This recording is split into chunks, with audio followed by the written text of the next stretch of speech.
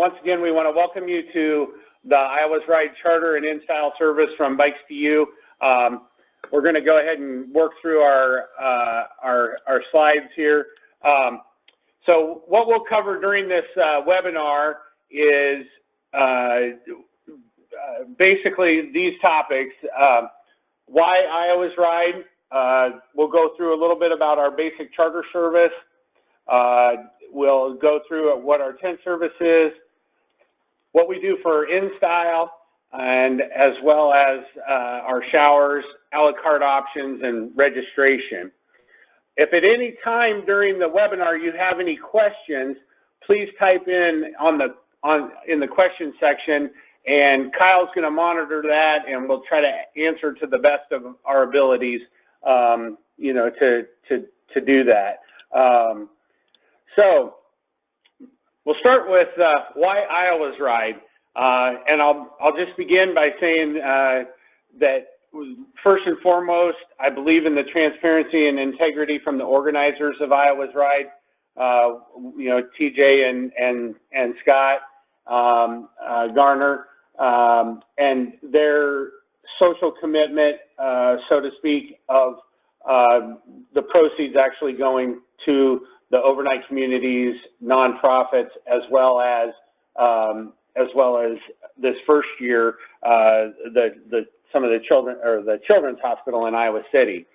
I also believe that there's safety in having an experienced staff setting up the route, and that Iowa's Ride will benefit from smaller towns.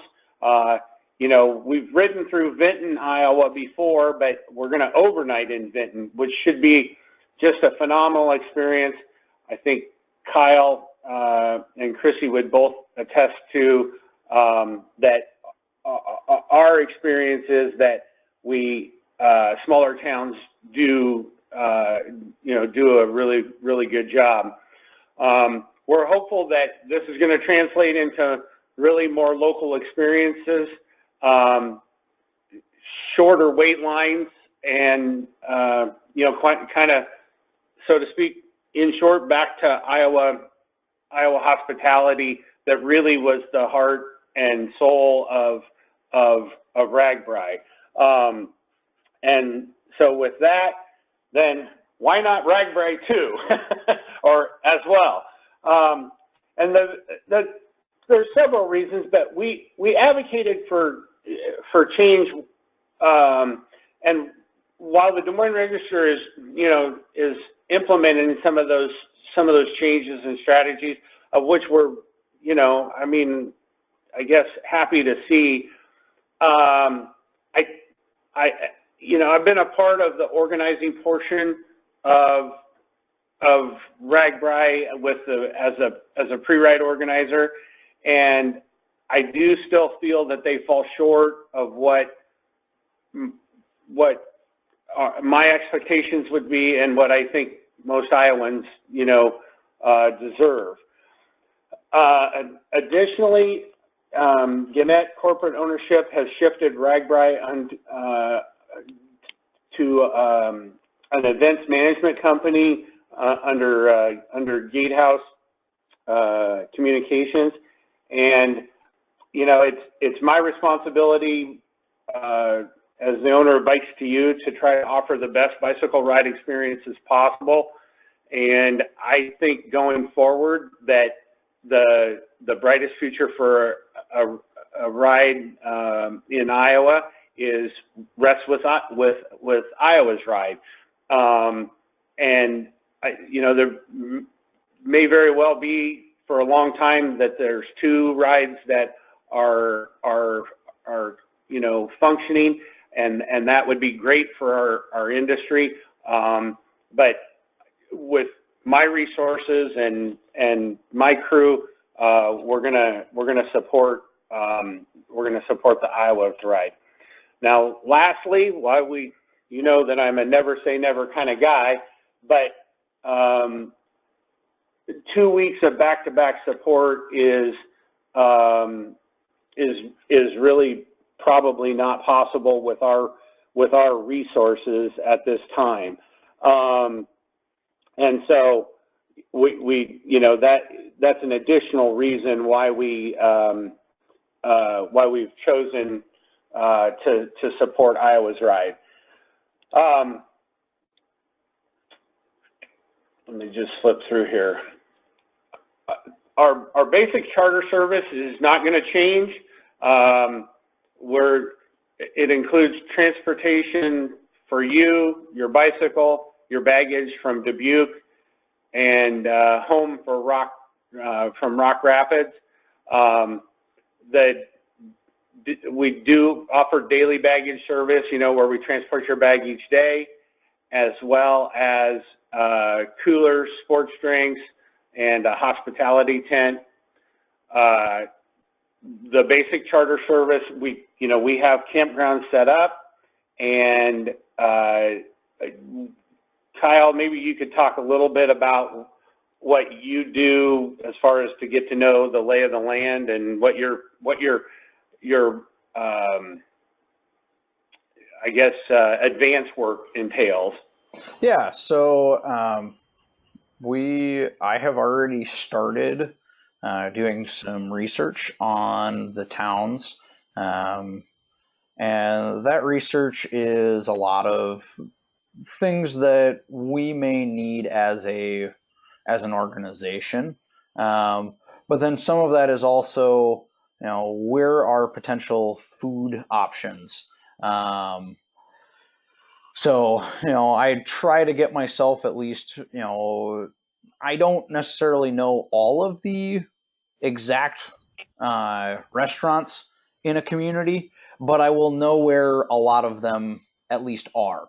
That way, when we get to the day of, you know, I ideally will know if there is, you know, oh, hey, there's a pizza restaurant, you know, 2 blocks away from the campsite, or I can point people in the correct direction. It's like, okay, there's a whole bunch of restaurants in this part of town. So that's what a lot of my research right now is on, as well as, you know, where do we get ice for the coolers and things like that.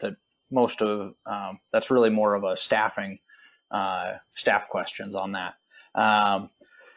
Then at some point, we will get the go-ahead from Iowa's Ride to start contacting communities to set up our campgrounds. When that happens, I go and I visit with the campground chairs, and I get to go around and see the different potential places for us to camp. We have a list of about 6 or 8 different priorities for our campsites, and I try to get as many of the top ones on that priority list that we've identified. Those priorities shift year to year depending on our requirements, depending on what our experience has been in the past. When I first started being the charter director, golly, what was that? 2012, 2011, something like that. You know, there was a lot of, you know, how close are the showers? How close are the bathrooms going to be? We eventually, you know, as those of you who have been with us know, we eventually just started hiring our own. We got our own porta potties, so we didn't have to ask that question. We got our own shower trailers, so we didn't have to ask that question. And so those requirements have changed over the years.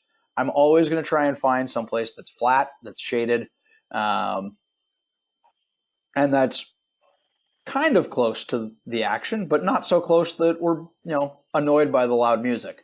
But you know, that's a conversation that we have every year about what are the priorities for our campsites and make sure that we're trying to keep those, keep everybody happy. And I was going to say, additionally, and it's been since the issue that we had in Sheldon, Iowa. I mean, you pay real close attention to the emergency plan that each town. Yes, I find out where our evacuation site is if we have to evacuate the campsite at any time, and I know that. Please do not ask me about it if there is no reason, if it's clear and sunny, I don't worry about it. I know what it is, but I'm not going to tell anybody because they don't need to worry about it either. If we think that it is getting, close, I start telling the staff, and we make a plan as to how to communicate that with the entire campsite. And then we will make sure to disseminate that information quickly and efficiently. Those of you who are with us in Newton, I think that you can attest we did get that information out, and then when the evacuation did happen, I actually put all of our staff on one end of the campsite, and we basically swept the campsite and made sure everybody went in the right direction to the shelter.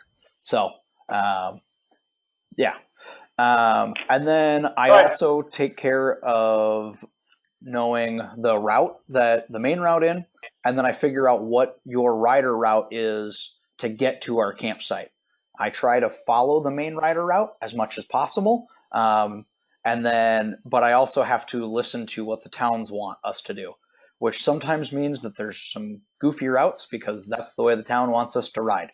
I try to take the most direct route, but sometimes it's a little windy. Well, and I think that the point of all this is that we do, one of the things that you get with our basic charter service is really an experienced, knowledgeable staff. I mean, it's not our first rodeo, and we do the very best that we can to make it to nail down the logistics so that all you got to do is ride your bike and eat and have fun. With our basic charter service, kind of continuing on, we have a couple of cell phone charging stations that go with us that are in the hospitality tent. I think those work out pretty well. We also, as Kyle was talking about earlier, we have our own shower trailer on site. We're kind of hopeful that being in smaller locations or smaller towns that we'll be able to have, a little choosier campsites and be able to have our shower trailer in an optimum spot for us. So that's and I think it's been a pretty good addition. So moving on, whoops, going the wrong way here. Sorry. Clearly, I am not terrific at this. There we go. Our tent service, I'll use the arrows rather than the mouse. Our tent service is, pretty straightforward, but it's a great, I think, addition to our standard charter. We offer Marmot 4-person tents, and they are set up and ready for you when you get to town. You get a camp chair for every person that is in your tent. The tent charge is for the tent, it's not for the person. So if you want to share your tent with 3 other people, you're welcome to do that. Of course, a Marmot 4-person tent really is like enough room for 2 people and some gear, I think, is how we would describe it. But you'll camp be chairs for people that are, yeah. And then we also provide a foam mattress pad. It is not the most comfortable mattress pad, but it's designed to protect the tent and to protect, or to give you just a little bit of protection from, a rock or uneven ground or what have you. Certainly people that have our tent service are welcome to bring their own blow-up mattresses, just like our regular campground, our regular campground folks. So one thing I would like to... That's basically our tent service. Craig, can I add one thing? Go ahead. We made a conscious decision about using foam pads when we first started our tent service. We talked to a lot of other charter providers and found out that basically they have to have a giant stack of extra air mattresses for their for their people, because air mattresses are extremely susceptible to holes, and when you're providing that on a large group scale, it makes that very difficult. Somebody gets a small hole, notices it, doesn't want to get blamed for it, so they just deflate it before the staff get there and put it in the truck. And then that goes to somebody else the next day, and then that person's unhappy because they woke up at 2 o'clock in the morning laying on the ground.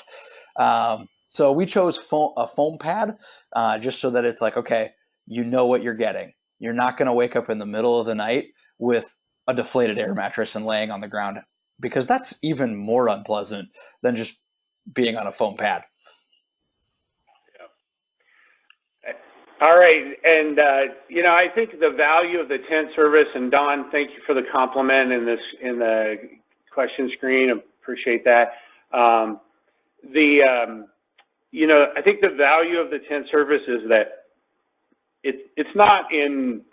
When I first started providing tent service, I was a little sheepish about doing it because I thought, it's just about the labor of putting up a tent, and who can't put up their own tent. But the reality is it's kind of more of a peace of mind thing. You can spend all day on your bike enjoying yourself with the peace of mind knowing that if your tent was wet from dew or rain when you left, that our crew is going to have that tent set up, airing out, drying out, and ready to go when you get there. It's not like you got to race to the next overnight town to get that, to get your tent set up. And so I guess what you're really buying is kind of that peace of mind of being able to just enjoy yourself and not worry about whether your tent's getting set up. And so that's kind of the gist of that. So next up is our in-style service. So we've had lots of you folks have been on our in-style service, and that doesn't. We don't plan to change that in any way, shape, or form. It includes the transportation to and from the start to the start and home from the end of Iowa's ride. We're using the same facilities that we have in the past. When I hope that folks that have been on our service can attest to the fact that we have bought quality mattresses. I didn't go out and buy the least expensive mattress just to get by. We bought high quality pillow top style mattresses that that I would sleep on, I guess is how I would put it. We do provide linens, and then if I think if you're in there, you might want to bring a sleeping bag or an extra blanket or something. Especially if you're sharing your bunkhouse with someone that's going to run the air down low. I will say that our third bunkhouse has an air conditioning system that is a little less than ideal, but we're going to try to remedy that. It was mostly too cold, and we're going to try to provide some adjustable registers in there so folks don't freeze to death. But that's really almost a compliment in July. So most of the suites that we have camp porta potties inside of them, which is kind of a nice feature. You do have to live with that porta potty all week unless you dump it yourself. My sister Chrissy has said that that's not in her line of duty, so I clean them up at the end of the week. And of course, all of our in-style service have access to the shower trailer. And once again, I want to welcome everybody that's come on board. I know some folks have come on since we started. please feel free to type your questions in, and Kyle's monitoring those, and he can, you know, he can answer those as kind of as we go. So all of our charter services, if you are part of our, if you've been part of our charter in the past, and you can't do a whole week or, you know, what have you, all of our services are available a la carte. You can buy them by the day, join us for a day or two or half a week or whatever. We have those options. The transportation is available as, you know, individually, as well as tandem and recumbent transportation. You know, we have those options available. We do have a small additional charge for those items, but they take up a little more space in our tractor trailer. We have bike rentals available through Bikes to You, and that's going to happen again for Iowa's Ride. And we also offer airport pickup and delivery. If you are flying in, we do have some parameters that we will be putting on the website as far as pickup and delivery times. We're going to try to streamline that a little bit, just so that we can be more, you know, more attentive to customers coming in, as well as, you know, being efficient as far as picking up and delivering people. We've got a question from Mike on route security. Do you anticipate any differences in the route security compared to the RAGBRAI we're used to with RAGBRAI? I don't believe so, Mike. I think so. You know, TJ and Scott have said that they're going to cap the ride at 5,000 week-long riders, and I believe that they had said 1,500 daily riders. So we're going to have, I mean, and I think all indications are that, you know, they're probably going to, you know, they're going to get close to those numbers or at those numbers. I had a conversation with TJ about numbers right before the end of the year, and he said that he was on par percentage-wise with where he thought they would have been with RAGBRAI the previous few years. And I trust that, you know, that's the case. I have to tell you from my own perspective, we've enjoyed actually more signups prior to the first of the year than we've had in the past.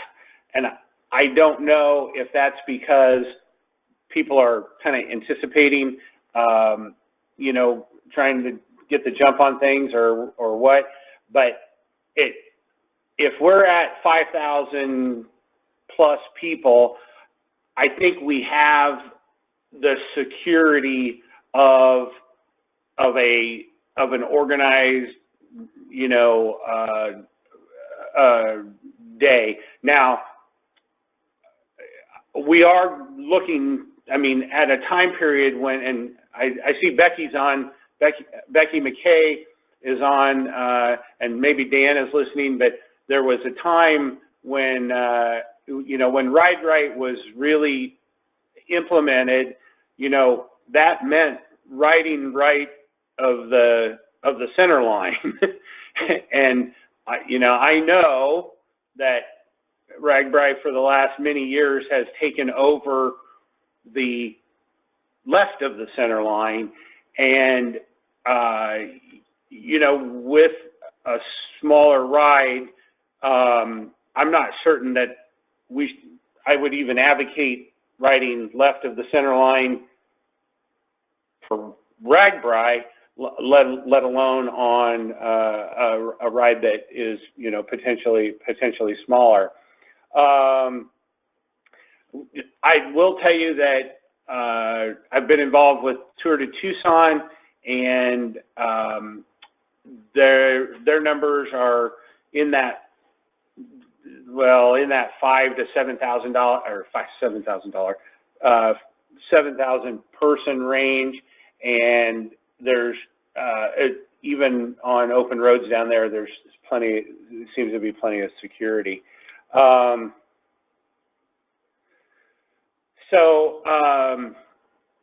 going to just take a few minutes and answer some questions. Kyle, you chime in if you have any special knowledge. A question is, can I speak to which vendors have committed to Iowa's Ride? I do not have specific information on any vendors. I do know that the Beer Bus is planning on doing both rides, which is different than the Iowa Craft Beer Tent. I haven't heard from the Iowa Craft, or that the Iowa Craft Beer Tent is there, but I also haven't asked this question specifically. I did have a conversation with TJ this morning about this kind of very thing as far as vendors, and he said they were in Dubuque today, by the way, and going to be hitting some of the other towns, and he said they're definitely going to be a move back toward local vendors, and you know, working with the local nonprofits, the cheerleaders, the Boy Scouts, the wrestling club, the Methodist Church. They want to get back to that, and I think that is that's a good thing for the ride, in my opinion.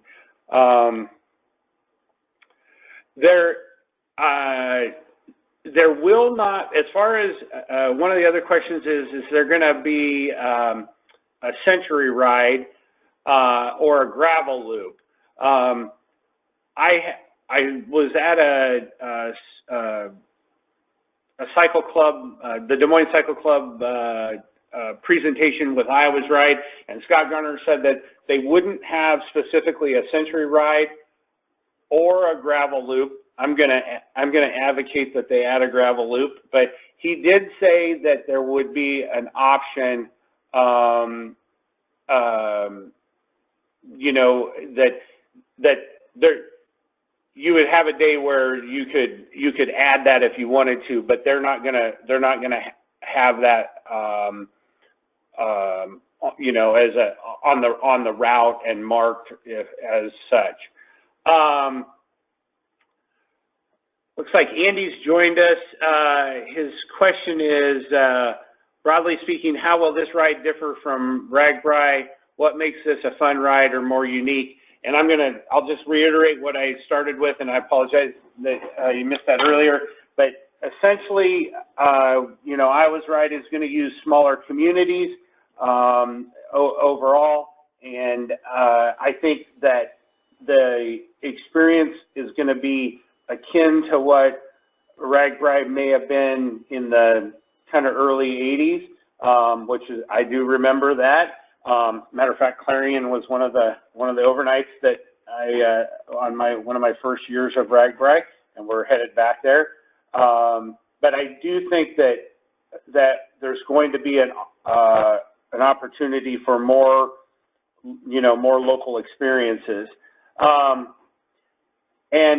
and without, you know, I never want to speak ill of anything, but the feeling of, you know, RAGBRAI had presented at the Iowa, or at the Des Moines Cycle Club event too, and they made it very clear that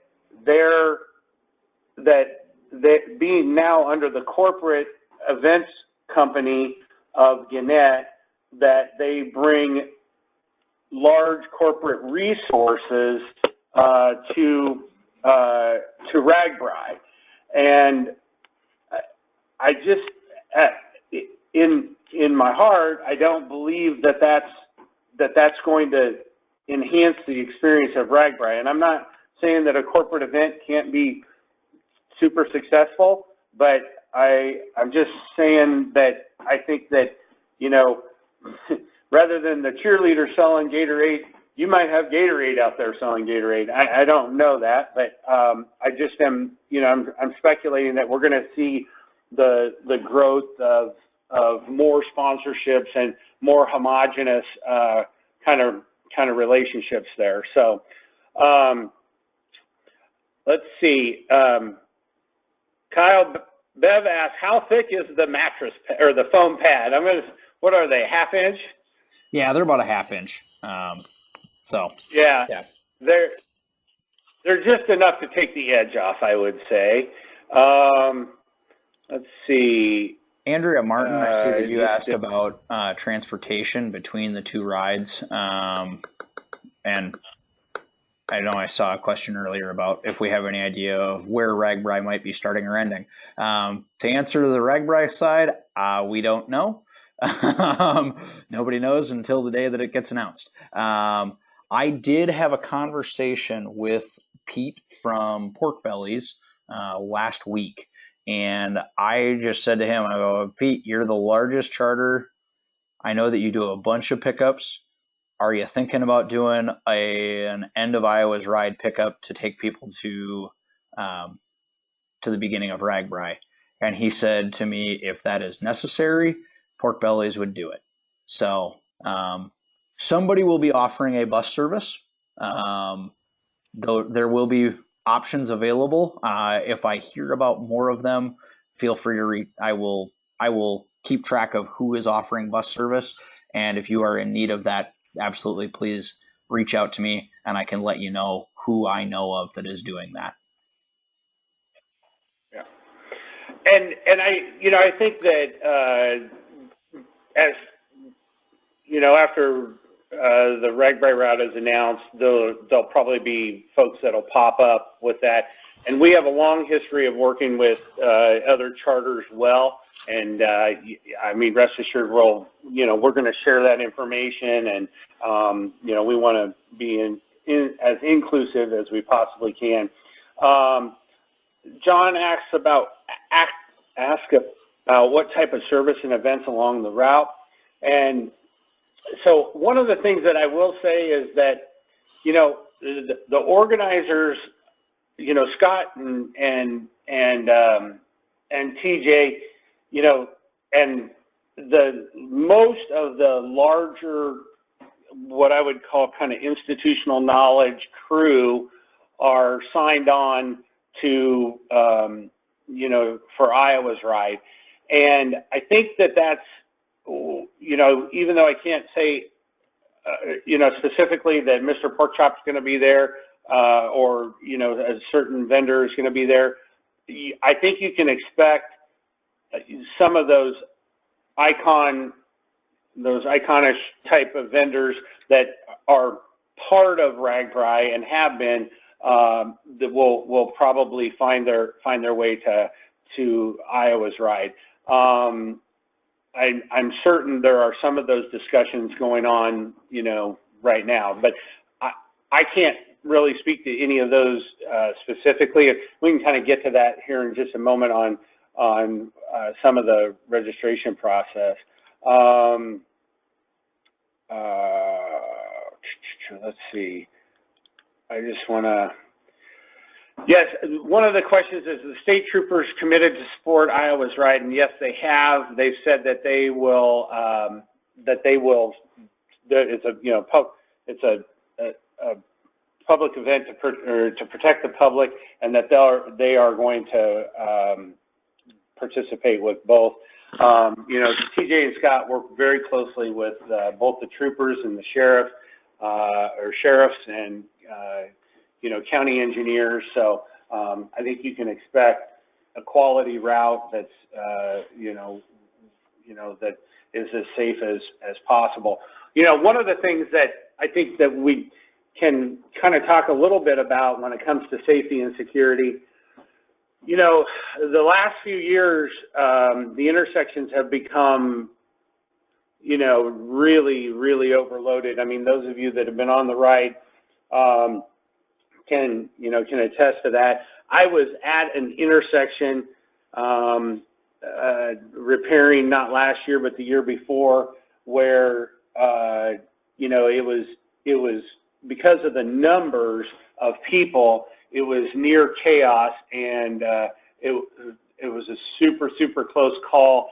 And I think that it's fair to say that the trooper was overwhelmed at that point, and it was really kind of scary, but happened up right near Ames, and thankfully nobody was hurt. But I think that we've got some improvement in that by maybe not being 15 to 20,000 riders at every moment. So we'll just kind of keep on here.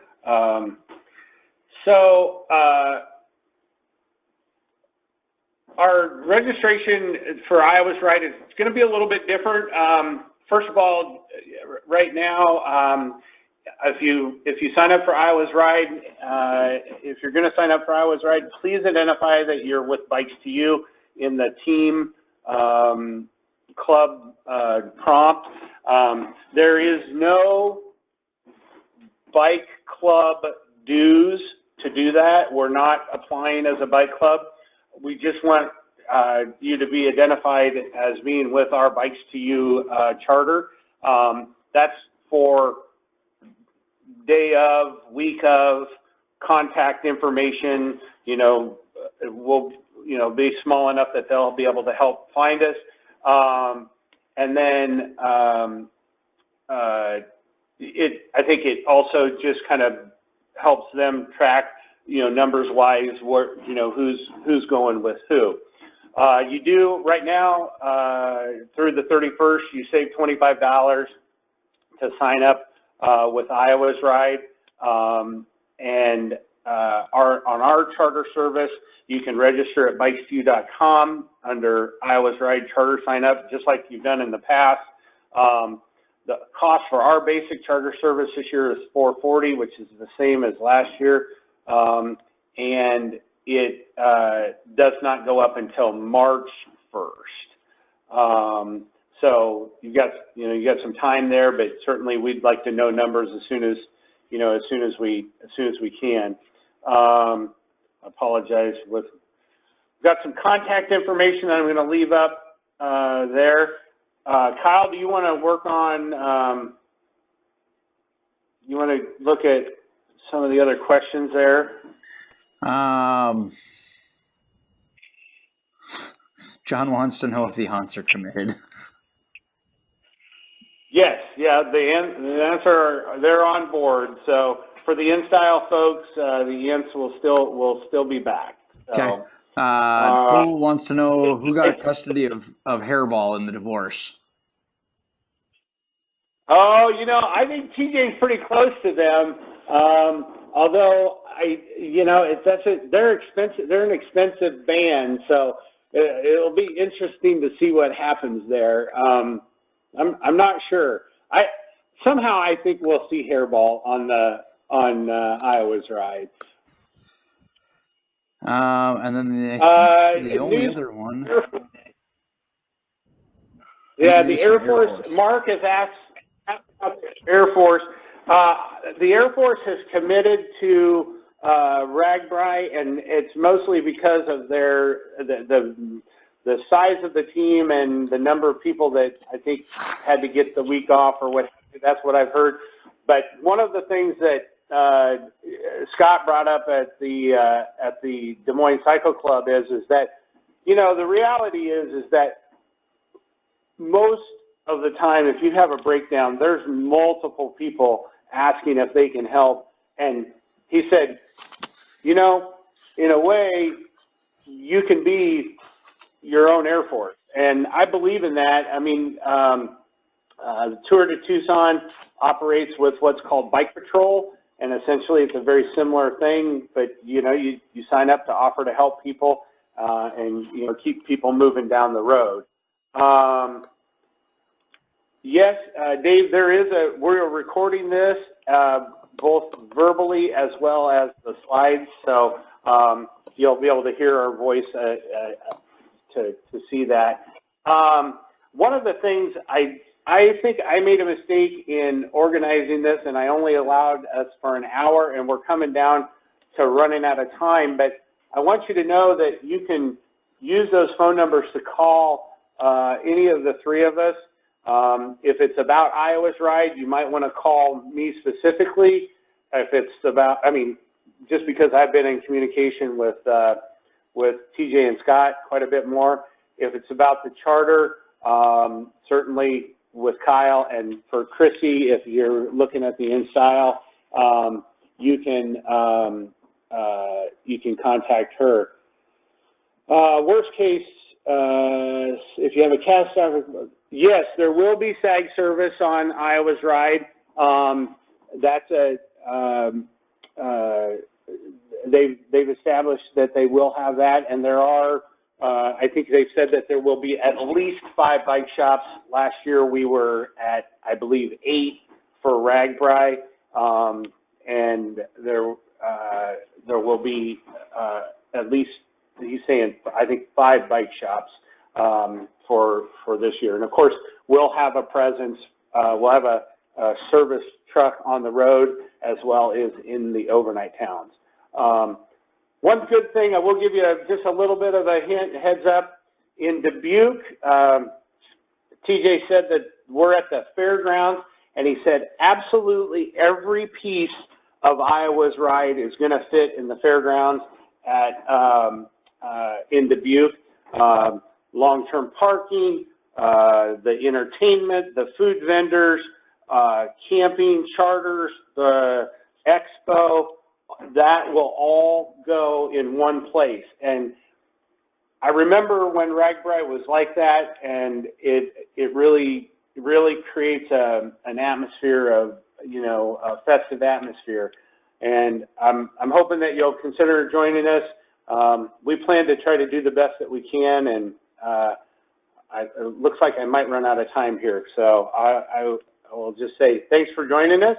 Kyle, any other last words? I think we covered it. I think you're messing. Yep. All right. Ron Thank did you, ask a folks. question. Does it look like we're going to get more time? Well, we can go, and if it cuts us off, we get cut off. Don asked, can we explain for an why? hour, but I think that, okay. Do you have anything else you want to talk about, Kyle? Don asked, can we explain why we're going east to west?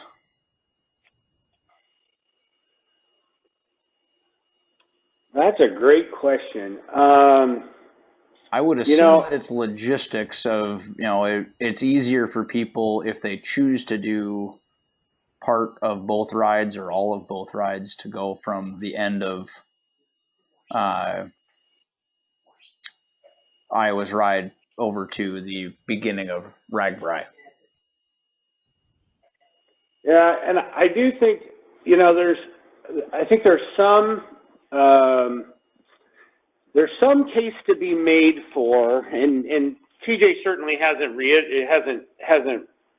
said this, but there's some case to be made for that we ride early in the day, and you know, when you ride east, you've got the sun in your eyes in the morning. Most people are done by the time the sun is setting in the west, and I think potentially there is a little bit of a safety factor in not having the sun in your face while you're doing that. But that's just one of my takes. Chrissy, did you come back on board? Can you hear us? I'm not sure what happened with Chrissy. I can see that she sent a message to I think you and me, asking about pricing info. The pricing info is available for the charter on our website, bikes2u.com. And then if you go to the the Iowa's Ride tab, there is charter sign up in that underneath of that tab, and that has our full list of options and the pricing available.